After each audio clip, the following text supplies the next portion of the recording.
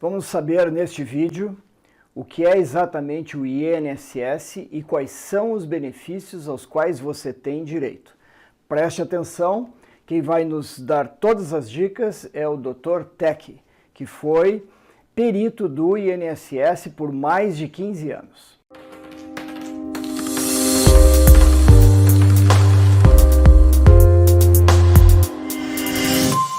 Nós deveríamos começar, eu acredito, Dr. Tech, lhe perguntando o que é esse INSS e quais benefícios que o cidadão brasileiro, o trabalhador, teria direito.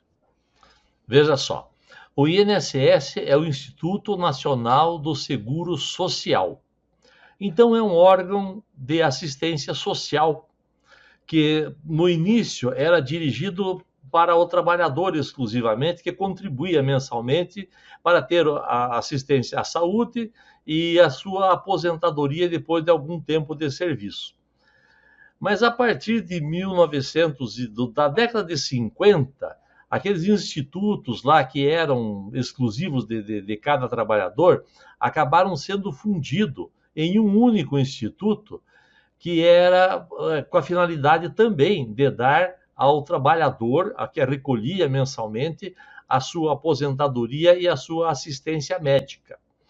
Mas, com o passar do tempo, eles fizeram com que o INSS, que tenha uma abrangência muito maior que só do trabalhador, e passou a ser, acho que o principal órgão social do Brasil, que vai dar assistência aos trabalhadores e também aos não trabalhadores. Então, houve essa fusão, por isso que mudou o seu nome de Instituto Nacional do Seguro Social para a parte social, e o SUS é que ficou com a parte de atendimento à saúde.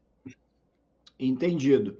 E em termos de benefícios, nós temos aqui alguns listados. O senhor poderia nos dizer quais são esses e se existe alguma peculiaridade em cada um?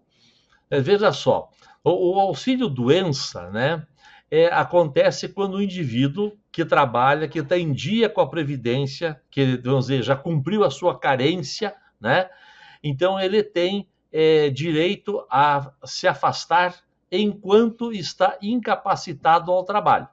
A gente sempre reforça que o auxílio não é porque o indivíduo tenha uma doença, é em virtude da incapacidade gerada por essa doença, por algum período mais curto, mais longo e às vezes em definitivo.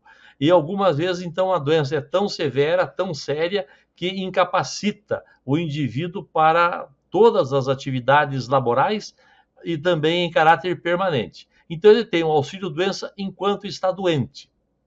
Recuperou-se, ele tem alta do auxílio-doença. O auxílio-acidente acontece quando o indivíduo tem uma sequela que diminui a sua capacidade laborativa dentro de umas tabelas do INSS. Então, não é qualquer lesão que vai fazer o indivíduo ter um auxílio-acidente. Ele tem que ter uma lesão suficientemente incapacitante para algum tipo de atividade para que se enquadre num anexo 3 lá do regime da Previdência Social, e aí ele receberá meio salário do que ele sempre ganhou, em virtude da incapacidade de se manter naquela profissão. Isso até que ele se aposente, ou ele fique doente o suficiente para voltar ao auxílio-doença, e nesse período ele deixa de receber auxílio-acidente. Tendo alta, ele volta a receber auxílio-acidente. Deixa eu lhe perguntar, doutor Teg, se perder um dedo, por exemplo, qualquer um dos dedos envolve auxílio-acidente?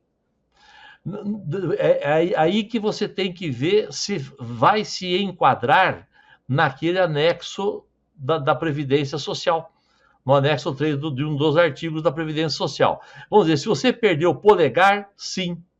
Se você perder o dedo que pega a falange distal, vamos dizer que é a parte mais da pontinha. Exatamente, você vai mostrando aí.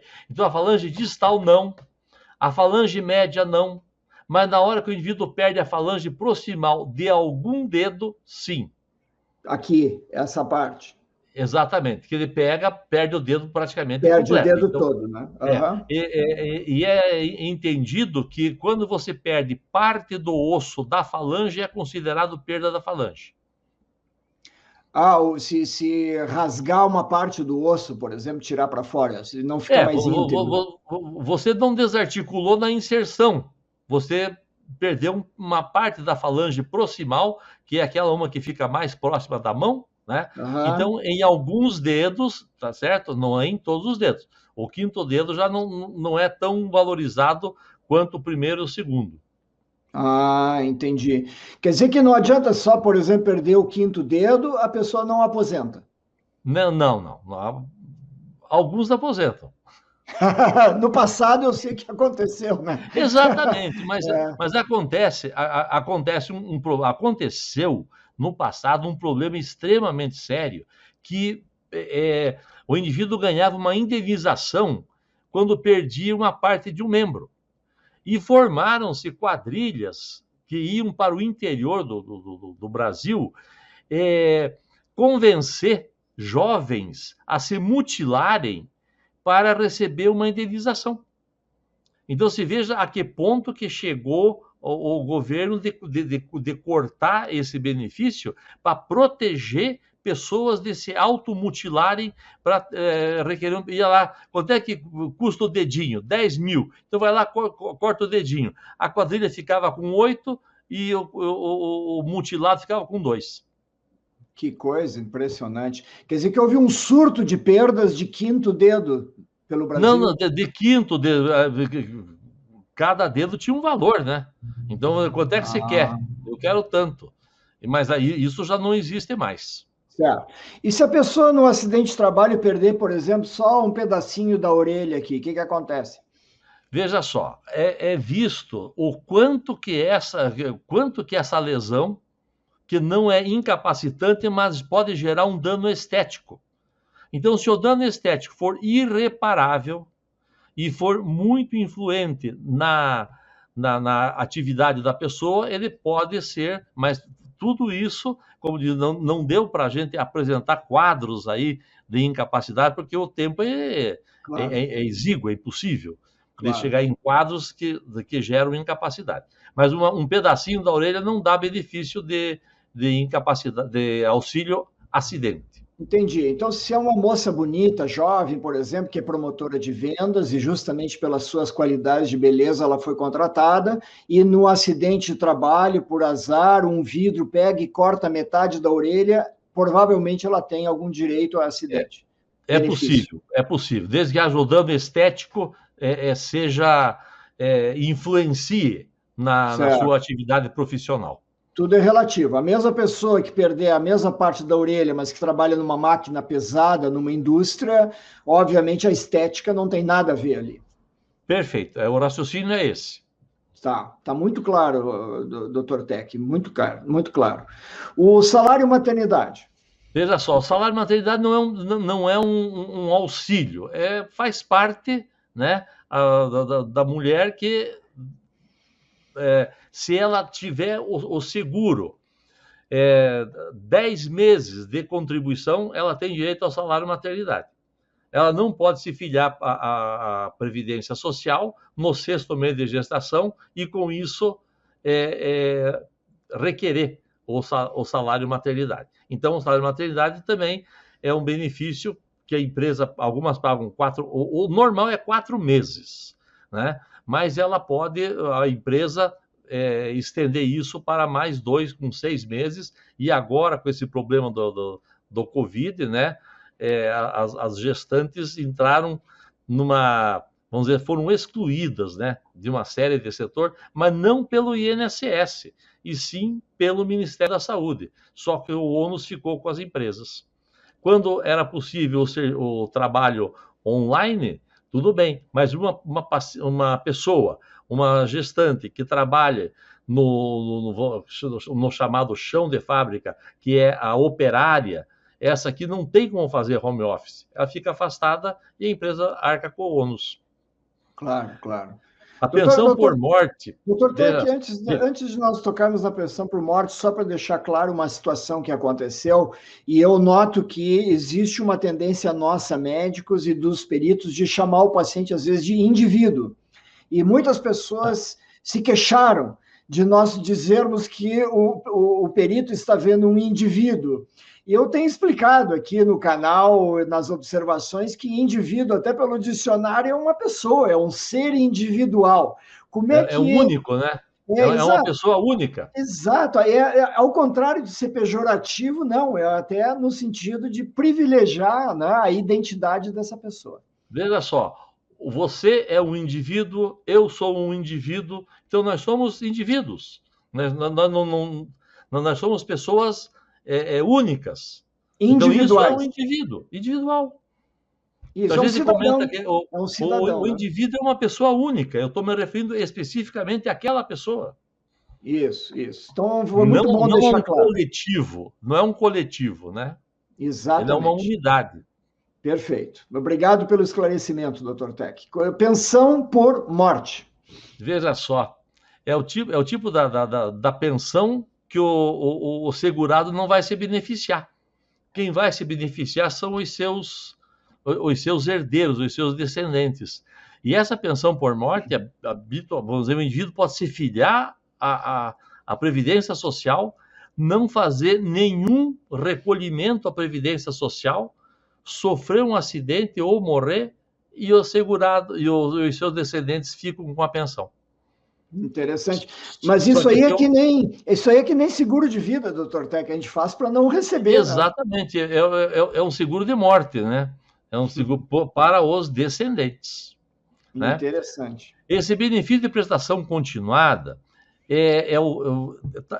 chama-se BPC e está dentro de uma. Eles confundiam isso com o LOAS. A LOAS é a Lei Orgânica da Assistência Social, né?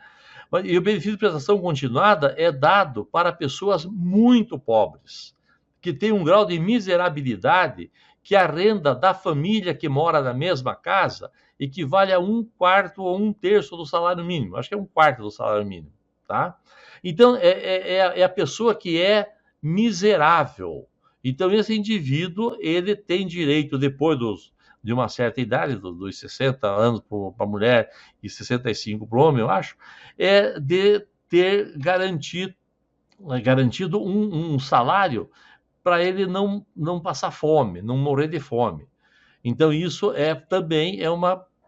A pessoa não precisa nunca ter recolhido o INSS e ter o LOAS. O mesmo acontece com pessoas com paralisia cerebral, com grandes deficiências físicas, mas o que é requerido é que seja a miserabilidade de quem recebe isso aqui, né? Então, quem mora embaixo da ponte, quem é morador de rua, tem direito a isso a partir da idade que o senhor falou? Através de uma certa idade, sim, sim, porque é um indivíduo que às vezes não tem nem nome, né? Mas ele precisa ter um nome, precisa ter um CPF. Então, mesmo para o morador de rua, se não tiver documento, ele não vai se encaixar nisso aí. Existem ONGs que ajudam e que fazem com que essas pessoas cheguem a saber desse benefício, que eu acredito que eles não saibam. Olha, eu tenho a impressão que eu desconheço, mas os assistentes sociais de vários locais, eles poderiam estender essa informação para os que realmente são necessitados. Fica a dica, então, muito importante, porque Exatamente. esse pessoal realmente. Existe, inclusive, aqui nos Estados Unidos, doutor Tec, muita gente que é morador de rua. Só aqui na cidade onde eu resido, no sul da Califórnia, tem 7, 8 mil pessoas morando no centro da cidade, nas calçadas, embaixo de viadutos. Tanto que agora, na Covid-19, tivemos que acomodá-los no salão de convenções, aqui no centro de convenções. Para isolá-los, inclusive, por causa da pandemia. Mas eles recebem ajuda também. Então, no Brasil, é muito importante esse BPC, porque essa população pode ficar melhor assistida. O que aconteceu com a talidomida, doutor? Veja só, a talidomida foi usado lá na década de 50, ou talvez início dos anos 60, como um antiemético para a gestante e que causou graves problemas de inibição do crescimento de vasos. e as crianças das mães que tomavam esse medicamento acabaram gerando crianças com mutilação nos membros inferiores, superiores ou nos dois. Então, essas vítimas de talidomida, que felizmente não existem mais, não vou dizer porque foi banido do comércio regular a talidomida, então essas pessoas ainda tem algumas que se beneficiam mas também tem que ter não ter outra renda para receber o auxílio da talidomida, né? A talidomida ainda existe para tratar algumas dores da hanseníase, né?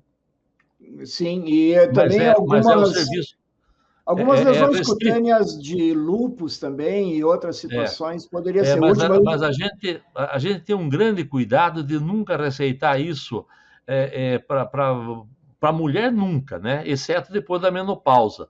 E o homem ainda tem que esconder esse remédio, porque se alguém tomar, pode, mesmo sendo banido da prescrição médica, alguém achar e tomar e gerar problema.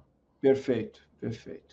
E a Veja só, hanseníase, que é a lepra, doutor? a hanseníase também, as pessoas que são com grande ou com muito pouco recurso, eles recebem até um auxílio, tendo a hanseníase, em torno de 750, 800 reais por mês, né? Então, mas isso é aquele indivíduo que é o miserável também. É como se fosse um LOAS, ou desculpe, um benefício de prestação continuada para o indivíduo que tem hanseníase. Então, ele, como morador de rua, ele tem direito a um valor e soma isso se ele tiver lepra também? Não soma, nunca, os benefícios nunca são somados, né? É o mais alto, provavelmente. Com certeza, é o que melhor beneficia a pessoa. Ele tem direito a essa escolha. Tá. E quem é preso? Auxílio reclusão. Veja só, o auxílio reclusão é o que muita gente reclama, que o preso não deveria de receber nada.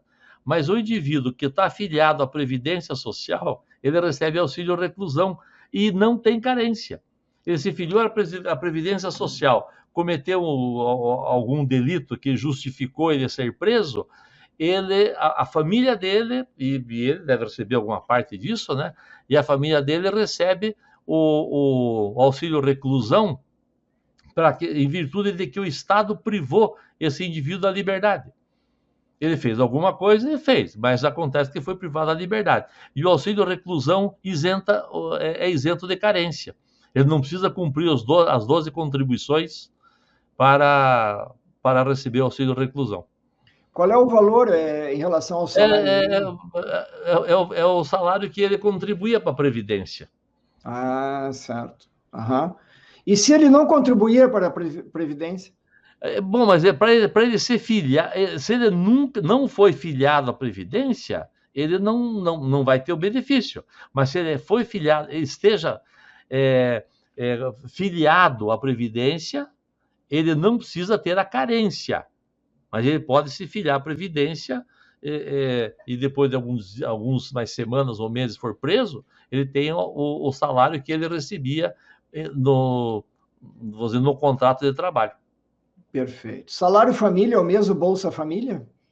Não. O salário família é o salário que, se a pessoa trabalha, o marido, a mulher trabalham em um lugar e tem uma renda, parece que até 2 salários, ele tem direito ao salário família por dependente. É um valor X lá que depois de 5, 6 dependentes começa a dar lucro. Isso é o grande problema, porque uma época o pessoal queria ter bastante filho, porque o salário família algumas vezes era maior do que o salário que ele trabalhava, que é o salário mínimo. Então o salário família também caiu nas mãos, no colo do INSS, que a empresa paga e desconta do INSS. Né? Uhum. E a aposentadoria, como é que funciona? Pois é, essa aposentadoria por tempo de contribuição é a primeira que foi inventada, vamos dizer assim. Porque o indivíduo foi feito um contrato de trabalho, ele trabalhou 35 anos, o homem, e se aposentava, a mulher trabalhava 30 anos e se aposentava, né? se não fosse aquela especial que a gente vai comentar um pouquinho mais para frente, né? Essa aposentadoria por tempo de contribuição, enquanto ninguém se aposentava, tudo bem. Mas dali a pouco o pessoal começou a se aposentar e a longevidade começou a acontecer. Então os indivíduos ficavam aposentados muitos anos, porque eles se aposentavam, vamos dizer, começou a contribuir, e uma época o indivíduo começava a pagar ainda como se fosse de menor. Muitos pais começavam a recolher o INSS para os filhos aos 12, 13, 14 anos. Com 35 anos, ele não tinha 50 anos ainda e podia se aposentar por tempo de contribuição. Então, o pessoal viu que o pessoal do INSS começou a pôr dificuldade para o indivíduo se aposentar por tempo de contribuição quando ele começava a trabalhar cedo. Porque, basicamente, eu acho uma grande injustiça. Se o indivíduo começou a trabalhar cedo e ele poderia ter um benefício de trabalhar aos 35 anos, né? Então, acontece que atualmente existe uma possibilidade de uma pessoa pagar 180 contribuições, 15 anos, e se aposentar por tempo de contribuição quando atingir a idade de 65 ou 60, para homem e 63 para mulher. Então, quer dizer que o indivíduo não trabalhou, não recolheu até os 50 anos, aí recolhe 15 anos e se aposenta. A mesma coisa acontece com o indivíduo que começou a trabalhar aos 18, ele tem que recolher e se aposentar até com 65 anos. Então, esse que começou dos 18 aos 50, ele recolheu e praticamente vai ter o mesmo direito do que o indivíduo que recolheu dos 50 anos para frente. E isso continua valendo assim? Opa, isso vale e mais gente está entrando nisso aí. Mas então, teoricamente, não vale a pena contribuir desde os 18 anos até os 50. Todo mundo que souber disso vai contribuir apenas a partir de 50 anos de idade. Isso, mas acontece que no custeio da Previdência, quando o indivíduo começa a trabalhar registrado, é obrigatória a contribuição previdenciária. Sim, sim. Então, qualquer trabalho que você gere renda, você tem que contribuir com o INSS. Sendo autônomo, Então, você gerou renda, você tem que contribuir com o serviço social. Então, por isso que o INSS deixou de ser um benefício para o trabalhador. Ele também é um benefício para o trabalhador. Só que ele passou a assumir tantas obrigações sociais que o trabalhador ficou um apêndice do INSS. O que era antes só para o trabalhador acabou sendo espalhado para o social. Entendido.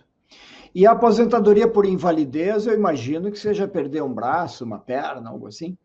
Ele pode perder um braço, pode perder uma perna e não ser inválido. Você apresentou um rapaz que perdeu as 2 pernas, os 2 braços, aos 18, aos 20 anos, e se tornou um grande empresário. Sim. Ensinando os outros deficientes e desenvolvendo aparelho para deficiente. Então, esse indivíduo que você olha, não tem 2 braços e não tem as 2 pernas, é uma pessoa tremendamente produtiva. Vejam, então, por favor... A aposentadoria por invalidez acontece e é concedida quando o indivíduo, vamos dizer o indivíduo que não é pejorativo, né? O indivíduo ele é incapaz a todas as atividades em caráter permanente. Aí ele é aposentado por invalidez. Certo. Mas aí chama-se aposentadoria. Enquanto ele está incapaz a todas as atividades por um tempo limitado, com possibilidade de recuperação, ele está no auxílio-doença. Entendido. Eu vou deixar o link anotado aí no canto superior direito da tela depois, quando ficar gravado nossa live, para justamente esta entrevista que eu fiz com o rapaz que, por uma doença muito grave, uma meningite, ele perdeu as extremidades, e aí vocês vão ter a possibilidade de verificar como a força de vontade e os recursos da moderna medicina fazem com que as pessoas possam se adaptar, readaptar e passar a ter uma vida muito, muito útil para si e para a sociedade. Doutor, e a aposentadoria de insalubridade?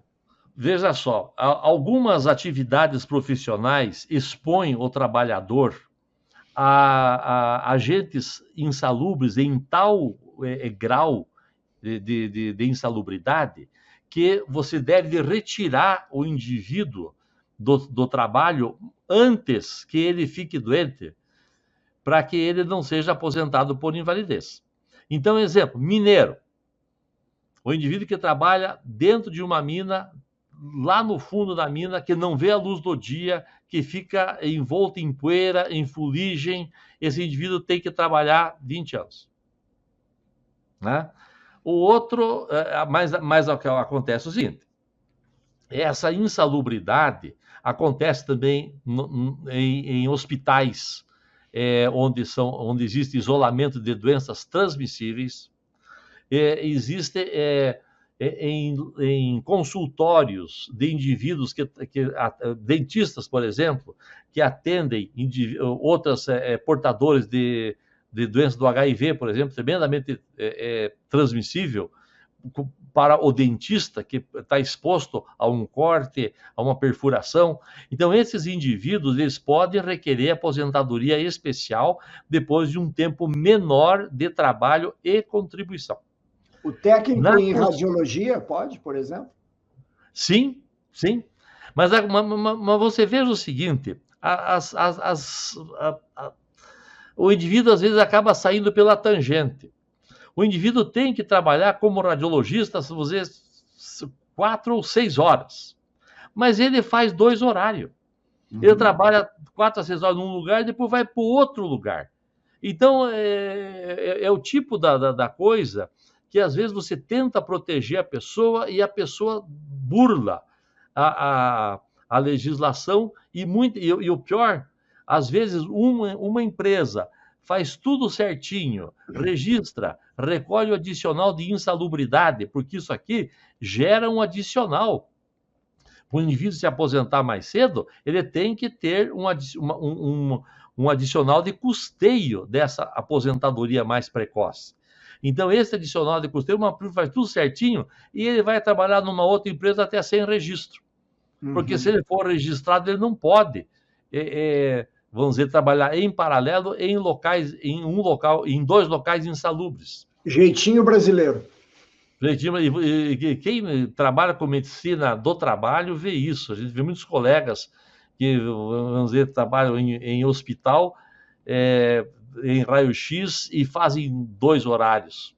Então é uma situação bem que você às vezes tenta proteger, mas nem sempre consegue. Mas esses técnicos, vamos falar em técnico de radiologia que recebem 30%, 40% de adicional por insalubridade. Aqueles que trabalham também em gabinetes de medicina nuclear, serviços de medicina nuclear, recebem muita radiação, então, teoricamente, né? Essas pessoas podem solicitar uma aposentadoria especial e precoce? Podem. Mas veja o seguinte, é o que eu comentei anteriormente, as empresas necessitam fazer o reconhecimento dos riscos ambientais em um documento chamado PPRA, que seria o que vai reconhecer o risco ambiental. E esse risco ambiental, vamos dizer, dentro de um hospital, ele tem um risco ambiental para cada lugar diferente. O setor de radiologia é um risco ambiental. Então, nesse setor de radiologia, além do indivíduo receber o adicional de insalubridade, ele vai ter que recolher ao INSS um adicional para encurtar o tempo que esse indivíduo trabalha naquele local insalubre. Então, quer dizer que para a empresa, a lei não é você pagar os 30% para o indivíduo de insalubridade, ou 20%, ou 40%, e esquecer do futuro dele. Tem que ser recolhido para fazer um fundo de manutenção da aposentadoria especial. A isso se dá o nome de fundo de custeio. E isso está na Constituição. Eu até fui rever lá o artigo 195 da Constituição, que diz que é proibido você fazer qualquer, vamos dizer, majoração ou criação de benefício ao qual não exista um fundo de custeio, vamos dizer, para fazer o lastro. Mas o que a gente muitas vezes vê é um indivíduo que vai lá vai fazer uma lei estadual, municipal ou até federal, que não tem noção nem da Constituição. Ele diz, vamos fazer uma lei para beneficiar tal pessoa, ou melhor, tal grupo de doença. E não tem sem pensar que ele está infringindo a Constituição, porque não foi criado um fundo de custeio para gerenciar uma aposentadoria precoce ou fazer a majoração da aposentadoria do indivíduo. Claro. Então, quer dizer que o indivíduo, às vezes, faz uma lei desconhecendo a Constituição. E essa lei passa, porque os outros também desconhecem a Constituição. E aí onde é que cai virou lei? Onde é que vai o problema? Cumpra-se a lei. E cumpra-se a lei, o INSS tem que pegar aquele bolo que já está repartindo por um monte de gente e botar mais uma fatia para um outro grupo, para uma lei que foi criada recentemente. Impressionante.